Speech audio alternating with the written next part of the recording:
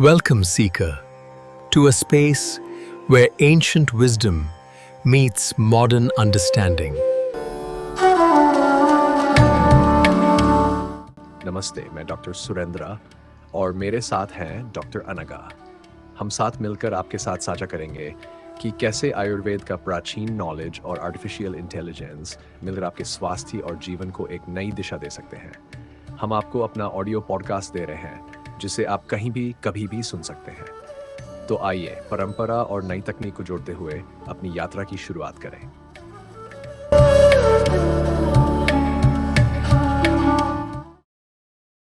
नमस्कार। आज हमारे पास कुछ दिलचस्प चीज़ें हैं देखने के लिए। इंटेलिजेंस ब्रीफिंग्स हैं, कुछ खबरें, नौकरियों की जानकारी भी है, और ये सब ना आर्टिफिशियल इंटेलिजेंस यानी एआई पर फोकस कर रही हैं। ख़ासतौर पर ये कि एआई कैसे हेल्थ केयर में और यहाँ तक कि हमारी जो पारंपरिक भारतीय ज्ञान प्रणालियाँ हैं उनमें कैसे अपनी जगह बना रहा है। तो मतलब पिछले कुछ दिनों की ताज़ा खबरें हैं, कुछ एआई टूल्स के अपडेट्स हैं और नौकरियों के विज्ञापन भी हैं इसमें। मकसद ये है कि हम समझें कि एआई असल में कितनी तेज़ी से और किन अलग-अलग तरीकों से इन सेक्टर्स में आ रहा है। तो चलिए देखते हैं इन स्रोतों में क्या खास है। बिल्कुल। और इन स्रोतों को देखकर एक बात तो साफ है कि एआई अब सिर्फ कोई भविष्य की बात नहीं रह गई है। ये आज हेल्थ केयर के जो तौर तरीके हैं, क्लिनिकल रिसर्च है और यहाँ तक कि आयुर्वेद जैसी पारंपरिक चिकित्सा पद्धतियाँ, उनको भी एक्टिवली बदल रहा है। असली मुद्दा ये देखना है कि ये इंटीग्रेशन, ये मेलजोल हो कैसे रहा है और इसके मायने क्या हैं। चलिए शुरुआत करते हैं सबसे ताज़ा खबरों से, खासकर जो मॉडर्न हेल्थ केयर है। ऐसा लग रहा है कि डॉक्टरों का जो कागजी काम का बोझ है वो कुछ हल्का हो रहा है। मैंने पढ़ा कि एसर मेडिकल ने आईमेड नाम का एक टूल पेश किया है। अच्छा। हाँ, ये आवाज या टाइप किए नोट्स को सीधे इलेक्ट्रॉनिक मेडिकल रिकॉर्ड मतलब ईएमआर उसमें बदल देता है, और दावा है कि इससे डॉक्टरों का वक्त बच सकता है करीब 25% तक। ये तो काफी बड़ी बात लगती है। हाँ, ये बहुत ज़रूरी है। देखो, डॉक्टर बर्नआउट एक बहुत बड़ी प्रॉब्लम है और डॉक्यूमेंटेशन इसमें एक बड़ा फैक्टर है। तो इस तरह के टूल्स वाकई बहुत मददगार हो सकते हैं। और ये अकेला नहीं है। एपिक का कॉमेट सूट भी है। उसे 100 अरब डी आइडेंटिफाइड रिकॉर्ड्स पर ट्रेन किया गया है, मतलब ऐसे रिकॉर्ड्स जिनसे मरीज की पहचान ना हो सके। 100 अरब काफी बड़ा डेटा सेट है। नतीजों की भविष्यवाणी करने के लिए। फिर वैंडरबिल्ट में डैक्स को पायलट है। वो स्पेनिश बोलने वाले मरीजों के साथ डॉक्टर्स की मदद कर रहा है, उनका समय बचा रहा है। अच्छा। और इससे डॉक्टरों को नौकरी में बनाए रखने में भी मदद मिल रही है, ऐसा कहा जा रहा है। फिर माइक्रोसॉफ्ट का ड्रैगन को पायलट भी है। हाँ, वो तो सुना है। वो hands free clinical notes capture करने पर फोकस कर रहा है। तो हाँ, एक पैटर्न तो साफ दिख रहा है। एआई डॉक्टरों का रोजमर्रा का काम आसान बना रहा है। मतलब ये सिर्फ कागजी काम कम करने की बात नहीं है, ये सीधे मरीजों की देखभाल पर भी असर डाल रहा है। हाँ बिल्कुल। जैसे एक और उदाहरण है मेडिकल केयर टेक्नोलॉजीज। उन्होंने एक एआई वाला घाव निगरानी उपकरण लॉन्च किया है। घाव निगरानी कैसे काम करता है ये? वो क्या करता है कि स्मार्टफोन की तस्वीरों का इस्तेमाल करता है और उससे पुराने घावों का पता लगाता है और उनकी प्रगति को ट्रैक करता है। तो ये तकनीक सीधे तौर पर मरीज की देखभाल की क्वालिटी सुधार सकती है। और इस सब में पैसा भी खूब लग रहा है ना? निवेश भी तो हो रहा होगा। हाँ, पैसा तो बहुत लग रहा है। निवेश का पैमाना देखो। एक रिपोर्ट के मुताबिक भारत में हेल्थ केयर में एआई का बाजार 2030 तक 8,728 मिलियन अमेरिकी डॉलर तक पहुंचने का अनुमान है। 8,000 मिलियन डॉलर से ज्यादा। हाँ, और ये बढ़ रहा है 41.8% की सीएजीआर से। सीएजीआर वो क्या होता है? कंपाउंड एनुअल ग्रोथ रेट, मतलब हर साल औसतन कितनी तेजी से बाजार बढ़ रहा है। और 41.8% की रफ्तार वो बहुत तेज मानी जाती है। और इसमें भी जो सॉफ्टवेयर वाले समाधान हैं, मतलब जो एआई प्रोग्राम्स वगैरह हैं, वो सबसे बड़ा हिस्सा है और सबसे तेजी से बढ़ भी रहे हैं। अच्छा। तो इससे पता चलता है कि इस फील्ड में कितना जबरदस्त निवेश और विकास हो रहा है। ठीक है, तो ये तो हुआ सीधे मरीजों की देखभाल और डॉक्टरों के काम की बात। अब क्लिनिकल रिसर्च की तरफ बढ़ते हैं। वहाँ एआई क्या कर रहा है? हाँ, बायोस्पेक्ट्रम इंडिया का एक लेख बता रहा था कि एआई भारत में क्लिनिकल ट्रायल्स को रफ्तार दे रहा है। हाँ, ये बिल्कुल सही बात है। एआई क्लिनिकल ट्रायल्स में कई तरह से मदद कर रहा है, जैसे सही मरीजों को ढूंढना, ट्रायल के डिजाइन को बेहतर बनाना और फिर जो डेटा इकट्ठा होता है उसका विश्लेषण करना। इन सब में इससे दवाइयों या नए इलाजों को बनाने की पूरी प्रक्रिया तेज हो सकती है। लेकिन आसान तो नहीं होगा ये सब, कुछ चुनौतियां भी होंगी। हाँ, चुनौतियां तो हैं ही। एक बड़ी दिक्कत है डेटा साइलो। डेटा साइलो मतलब डेटा अलग-अलग जगहों पर बंद रहता है, बिखरा हुआ होता है, एक साथ उपलब्ध नहीं होता। ये एक प्रॉब्लम है। और दूसरी चिंता एआई में बायस की भी होती है, मतलब पूर्वाग्रह, कि कहीं एआई किसी खास ग्रुप के लिए पक्षपाती ना हो जाए। हाँ, ये तो जरूरी मुद्दा है। तो इन मुद्दों को हल करने की जरूरत है। इसी को देखते हुए नीति आयोग भी जोर दे रहा है। वो कह रहे हैं कि एआई को नेशनल डिजिटल हेल्थ मिशन में शामिल किया जाए। अच्छा। इससे क्या होगा कि यूनिफाइड हेल्थ आईडी बनाने में मदद मिलेगी और डेटा भी एक स्टैंडर्ड फॉर्मेट में आएगा, स्ट्रक्चर्ड होगा। जब डेटा एक जैसा और व्यवस्थित होगा तो एआई मॉडल को ट्रेन करना और उनसे सही अनुमान लगवाना आसान होगा, जो ट्रायल को बेहतर बनाने के लिए जरूरी है। और दुनिया भर में क्या चल रहा है इस मामले में? मतलब पारंपरिक चिकित्सा में भी एआई का इस्तेमाल हो रहा है क्या? हाँ, हो रहा है। अंतर्राष्ट्रीय स्तर पर भी इस पर ध्यान दिया जा रहा है। पबमेड, जो एक जानी मानी मेडिकल रिसर्च डेटाबेस है, उसमें एक समीक्षा छपी है। वो इसी बात को देख रही है कि पारंपरिक चिकित्सा में एआई को कैसे इंटीग्रेट किया जा सकता है। इसमें मशीन लर्निंग, डीप लर्निंग और बड़े भाषा मॉडल यानी एलएलएम्स जैसी तकनीकों का इस्तेमाल डायग्नोसिस और दवा रिसर्च जैसे एरिया में करने की क्या संभावनाएं हैं, इस पर बात की गई है। अच्छा। और साथ ही अमेरिका में देखो तो एआई के हेल्थ केयर में इस्तेमाल को लेकर सुनवाई भी हो रही है। अच्छा, रेगुलेशन पर भी काम हो रहा है? हाँ, जो दिखाता है कि सुरक्षा और निगरानी कितनी जरूरी है। जैसे जैसे एआई का इस्तेमाल बढ़ेगा, नियम कानून भी बनाने पड़ेंगे, है ना? सही बात है। और कंपनियां, वो भी तो लगी होंगी इसमें। बिल्कुल, IQVIA जैसी बड़ी कंपनियां हैं, वो खास तौर पे हेल्थ केयर ग्रेड एआई समाधान बनाने के लिए एआई और मशीन लर्निंग एक्सपर्ट्स को हायर कर रही हैं। हमने भारत में भी देखे विज्ञापन, जैसे निरामय में क्लिनिकल साइंटिस्ट या सिग्ना में ऑटोमेशन इंजीनियर। ये दिखाता है कि हेल्थ केयर में एआई स्किल्स की मांग कितनी बढ़ रही है। यहाँ से मामला वाकई दिलचस्प हो रहा है। ऐसा लग रहा है कि एआई सिर्फ मॉडर्न मेडिसिन मतलब एलोपैथी तक ही नहीं रुक रहा। ये आयुर्वेद, ज्योतिष और वास्तुशास्त्र जैसे हमारे पारंपरिक भारतीय क्षेत्रों में भी पहुंच रहा है। ये तो काफी अप्रत्याशित सा लगता है, लेकिन बहुत महत्वपूर्ण होता जा रहा है। देखो, विश्व स्वास्थ्य संगठन यानी WHO ने भारत के आयुर्जिनोमिक्स ये क्या है? ये आयुर्वेद और जिनोमिक्स का मेल है। और जो प्रकृति आधारित मॉडल्स हैं भारत के, WHO ने उनको मान्यता दी है। ये आयुष ग्रिड के तहत हो रहा है। इसमें साही और नमस्ते जैसे एआई संचालित पोर्टल्स का जिक्र है। साही और नमस्ते। हाँ, साही का मतलब है शोकेसिंग आयुर्वेदा ह्यूमन इनिशिएटिव और नमस्ते है national AYUSH morbidity and standardised terminologies electronic portal. ये असल में डायग्नोसिस में मदद करने वाले एआई टूल्स हैं।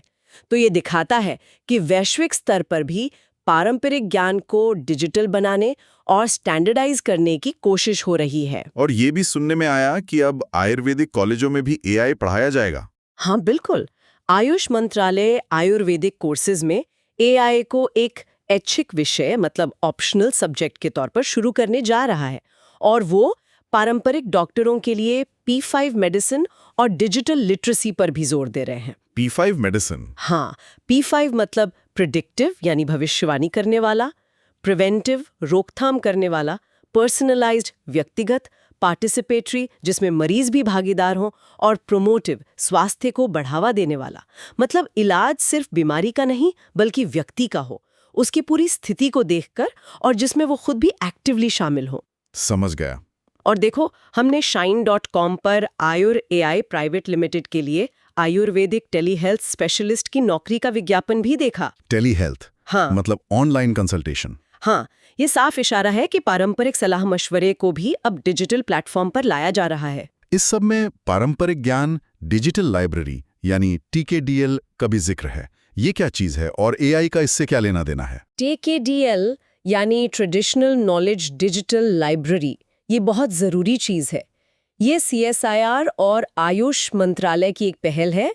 इसका मुख्य काम है भारत का जो प्राचीन ज्ञान है, खासकर आयुर्वेद, योग, यूनानी, सिद्ध, सोवा रिगपा और होम्योपैथी से जुड़े नुस्खे और तरीके उनको डिजिटल रूप में दर्ज करना। अच्छा, मतलब एक डेटाबेस जैसा। हाँ, बिल्कुल। और एआई का इस्तेमाल इस विशाल जानकारी को सही ढंग से क्लासिफाई करने और सर्च करने लायक बनाने में किया जाता है। इसका एक बड़ा मकसद ये भी है कि इस ज्ञान का कोई गलत इस्तेमाल न कर सके, जैसे कोई विदेशी कंपनी भारतीय नुस्खों पर पेटेंट ना ले ले। हाँ, ये तो बहुत जरूरी है। और साथ ही ये रिसर्चर्स के लिए इस ज्ञान तक पहुंचना आसान बनाता है। टाइम्स ऑफ इंडिया में भी एक लेख था जो कुछ ऐसी ही बात कर रहा था कि एआई पुराने ग्रंथों और मरीजों के डेटा को एनालाइज करके पैटर्न ढूंढ सकता है। हाँ, वो लेख यही बताता है कि एआई प्राचीन आयुर्वेदिक ग्रंथों, मरीजों के पुराने रिकॉर्ड और इलाज के नतीजों का विश्लेषण करके ऐसे पैटर्न पहचान सकता है जो शायद इंसानी नज़र से चूक जाए। और इसके आधार पर एआई पर्सनलाइज्ड हेल्थ सलाह दे सकता है। ये एक तरह से पारंपरिक ज्ञान को आधुनिक डेटा संचालित तरीकों से परखने और बेहतर बनाने की क्षमता रखता है। अच्छा, आयुर्वेद और दर्शन में एआई का रोल तो कुछ हद तक समझ आता है क्योंकि वो स्वास्थ्य और ज्ञान से जुड़े हैं। पर ये एआई ज्योतिष जैसी चीजों में कैसे इस्तेमाल हो रहा है? क्या एआई अब कुंडली बना रहा है या भविष्य बता रहा है? देखो, सूत्रों के हिसाब से बैंगलोर का एक स्टार्टअप है मेलोहा। वो दावा करते हैं कि वे एस्ट्रोनॉमिकल डेटा और ज्योतिषीय सिद्धांतों के साथ एडवांस्ड एआई मॉडल्स का इस्तेमाल करके हाइपर पर्सनलाइज्ड भविष्यवाणियां दे रहे हैं। Hyper personalise? हाँ, मतलब बहुत ज्यादा व्यक्तिगत, खासकर शादी ब्याह जैसे जीवन के बड़े फैसलों के लिए। वो कहते हैं कि उनके पास 200 से ज्यादा अपने बनाए एल्गोरिदम है। लेकिन ये ध्यान रखना जरूरी है कि ये सब अभी बहुत बहुत शुरुआती दौर में है। इस क्षेत्र में कोई स्टैंडर्ड या वैज्ञानिक पुष्टि जैसी चीजें अभी नहीं है। वो तो है। हाँ, दूसरी तरफ एआई फॉर भारत का महाध्वनि एएसआर डेटासेट जैसी तकनीकें जरूर हैं जो 22 भारतीय भाषाओं को सपोर्ट करती हैं। ये संस्कृत या दूसरी क्षेत्रीय भाषाओं में जो ज्योतिष या पारंपरिक सामग्री है उसे आवाज से टेक्स्ट में बदलने में मदद कर सकती हैं, जिससे ये ज्ञान ज्यादा लोगों तक पहुंच सके। और वास्तुशास्त्र का क्या एआई घरों या इमारतों के डिजाइन को वास्तु के हिसाब से बनाने में भी मदद कर रहा है?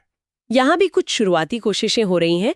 स्रोत बताते हैं कि कुछ स्मार्ट सिटी परियोजनाओं में सरकारी इमारतों में वास्तु के नियमों का पालन हो रहा है या नहीं, ये देखने के लिए एआई आधारित स्थानिक विश्लेषण मॉडल का पायलट प्रोजेक्ट चल रहा है। Pilot project? हाँ, इससे डीएसटी यानी विज्ञान और प्रौद्योगिकी विभाग के इनोवेशन हब से फंडिंग मिल रही है। इसके अलावा ऑटोडेस्क फॉर्मा जैसे जो मौजूदा आर्किटेक्चर सॉफ्टवेयर हैं, हाँ, वो तो है, जो पहले से ही साइट एनालिसिस के लिए एआई का इस्तेमाल करते हैं, जैसे हवा, शोर, सूरज की रोशनी वगैरह देखने के लिए, वो वास्तु के हिसाब से लेआउट बनाने में मदद कर सकते हैं। जैसे सूरज की दिशा या हवा के बहाव का विश्लेषण करके। एक वास्तुरा ऐप का कॉन्सेप्ट भी है जो एआई से मिली वास्तु सलाह और इंसानी एक्सपर्ट की पुष्टि को जोड़ने की कोशिश करेगा। हालांकि ये अभी बन रहा है। और आखिर में भारतीय दर्शन और एआई का मेल, ये तो और भी गहरा विषय लगता है। भगवद गीता और एआई, क्या कनेक्शन है यहाँ? ये वाकई एक बहुत अनूठा और गंभीर प्रयास है। डीएसटी मतलब विज्ञान और प्रौद्योगिकी विभाग भगवद गीता पर आधारित एक नॉलेज ग्राफ बनाने के लिए सिमेंटिक एआई रिसर्च को सपोर्ट कर रहा है। नॉलेज ग्राफ, सिमेंटिक एआई, ये क्या है? देखो, सिमेंटिक एआई का मतलब है ऐसा एआई जो सिर्फ शब्दों को नहीं, उनके पीछे के अर्थ और कॉन्टेक्स्ट को समझे। हाँ। और नॉलेज ग्राफ एक तरह का डिजिटल नक्शा होता है जो गीता के अलग अलग कॉन्सेप्ट्स और उनके आपसी रिश्तों को दिखाता है। इसका मकसद है एक ऐसा संवादात्मक एआई बनाना, एक चैटबॉट जैसा समझ लो, जो नैतिक दुविधाओं या फैसलों पर गीता के नजरिए से सलाह दे सके। अच्छा, मतलब एआई को नैतिक समझ देने की कोशिश? कुछ हद तक हाँ, भारतीय दार्शनिक परंपराओं की गहरी समझ के आधार पर। ये India AI future skills program के तहत विजन 2030 का एक फ्लैगशिप प्रोजेक्ट है। और इस काम में मदद करने के लिए IHDIA यानी इंडियन हेरिटेज इन डिजिटल स्पेस का इंडिक OCR V2 टूल भी है। OCR तो सुना है, ऑप्टिकल कैरेक्टर रिकग्निशन। हाँ, ये संस्कृत के लिए OCR की सुविधा देता है। मतलब पुरानी संस्कृत पांडुलिपियों या किताबों को स्कैन करके टेक्स्ट में बदलना। इससे इन प्राचीन दार्शनिक ग्रंथों को बड़े पैमाने पर डिजिटाइज करना आसान होगा, ताकि एआई उनका विश्लेषण कर सके। इन खास भारतीय संदर्भों के अलावा एआई की दुनिया में कुछ और भी चल रहा है जो इन सब पर असर डाल सकता है। कुछ जनरल ट्रेंड्स। हाँ बिल्कुल, जो जनरल एआई डेवलपमेंट्स हो रहे हैं वो भी महत्वपूर्ण हैं। जैसे हमने देखा कि ChatGPT 5 Pro अब टीम यूजर्स के लिए आ रहा है, जिसमें बेहतर तर्क क्षमता यानी रीजनिंग कैपेबिलिटी है। और ChatGPT Go भारत में 399 रुपीस प्रति माह पर लॉन्च हुआ है, जिसमें डेटा विश्लेषण की बेहतर सुविधाएं हैं। हाँ, ये तो काफी सस्ता है। हाँ, तो ये उपकरण रिसर्च करने, जानकारी समझने या सामग्री बनाने में मदद कर सकते हैं, चाहे वो स्वास्थ्य से जुड़ी हो या पारंपरिक ज्ञान से। और व्यक्तिगत स्वास्थ्य पर नजर रखने वाले गैजेट्स, हाँ, फिटनेस बैंड्स वगैरह, हाँ, उनमें भी एआई आ रहा है। हाँ, गूगल का फिटबिट एआई हेल्थ कोच है, वो अक्टूबर में लॉन्च होने वाला है। अच्छा, ये गूगल के जेमिनी एआई मॉडल पर चलेगा। और ख़ास बात यह है कि ये आपके शरीर से मिलने वाले रियल टाइम डेटा, जैसे हार्ट रेट या नींद का पैटर्न, उसे इस्तेमाल करके आपको बिल्कुल आपके हिसाब से वर्कआउट और रिकवरी प्लान बताएगा। वाह, ये तो काफी परसूरी। हाँ, ये दिखाता है कि एआई अब कैसे व्यक्तिगत स्वास्थ्य प्रबंधन में एक एक्टिव साथी बन रहा है। इसके अलावा ओपन एआई ने स्टैटसिक नाम की कंपनी को खरीदा है। ये कंपनी प्रयोग करने और फीचर फ्लैगिंग में माहिर है। फीचर फ्लैगिंग मतलब नए फीचर्स को धीरे धीरे रोल आउट करना और टेस्ट करना। इससे ओपन एआई अपने एआई मॉडल्स को ज्यादा तेजी से टेस्ट और सुधार सकेगा। तो इन सभी जानकारियों को अगर हम समेटें तो क्या तस्वीर उभरती है? साफ है कि एआई हेल्थ केयर के लगभग हर कोने में तेजी से अपनी जगह बना रहा है। डॉक्टरों के कागजी काम को कम करने से लेकर क्लिनिकल रिसर्च को गति देने और यहां तक कि आयुर्वेद, ज्योतिष और वास्तु जैसी हमारी पारंपरिक प्रथाओं में भी घुस रहा है। इसका दायरा तो वाकई बहुत बड़ा है। हाँ, मुख्य बात ये निकल कर आती है कि एआई ऑटोमेशन के लिए, मतलब काम को स्वचालित करने, विश्लेषण करने और नई अंतर्दृष्टि यानी इनसाइट्स हासिल करने के अभूतपूर्व अवसर दे रहा है। भारत सरकार का जो 10,300 करोड़ रुपए का इंडिया एआई मिशन है, नीति आयोग की पहल है और WHO जैसी वैश्विक संस्थाओं द्वारा पारंपरिक चिकित्सा में एआई के इस्तेमाल को मान्यता देना, ये सब इस बदलाव की रफ्तार और पैमाने को दिखाते हैं। हाँ, मोमेंटम तो है। बिल्कुल, लेकिन ये भी साफ है कि डेटा को स्टैंडर्ड बनाना, एआई मॉडल में किसी तरह का पूर्वाग्रह यानी बायस ना हो, ये सुनिश्चित करना और नैतिक चिंताएं, इन चुनौतियों पर बहुत सावधानी से ध्यान देने की जरूरत है, ताकि इसका फायदा सभी तक निष्पक्ष रूप से पहुंचे। बिल्कुल, ये सिर्फ तकनीक की बात नहीं है, ये इस बारे में भी है कि हम अपने स्वास्थ्य और कल्याण को किस नजरिए से देखते हैं और वो नजरिया कैसे बदल सकता है। ये एक ऐसा अध्याय है जिसमें मतलब संभावनाएं भी हैं और जाहिर है चुनौतियां भी हैं, और जाते जाते एक विचार छोड़ जाते हैं सोचने के लिए। जैसे जैसे एआई हमारी प्राचीन भारतीय ज्ञान प्रणालियों के साथ ज्यादा गहराई से जुड़ेगा, चाहे वो आयुर्वेद हो, दर्शन हो, ज्योतिष या वास्तु, तो ये हमारी व्यक्तिगत भलाई, हमारी सांस्कृतिक समझ और यहाँ तक कि नैतिक निर्णय लेने की हमारी अवधारणाओं को कैसे नया आकार दे सकता है। ये सोचने वाली बात है। क्या ये प्राचीन ज्ञान को और मजबूत करेगा या उसे कमजोर करेगा, या शायद कुछ बिल्कुल नया ही बना देगा? ये एक ऐसा क्षेत्र है जिस पर यकीनन नजर रखनी होगी, क्योंकि ये तकनीक और परंपरा के बीच एक बहुत ही दिलचस्प संवाद की शुरुआत कर रहा है।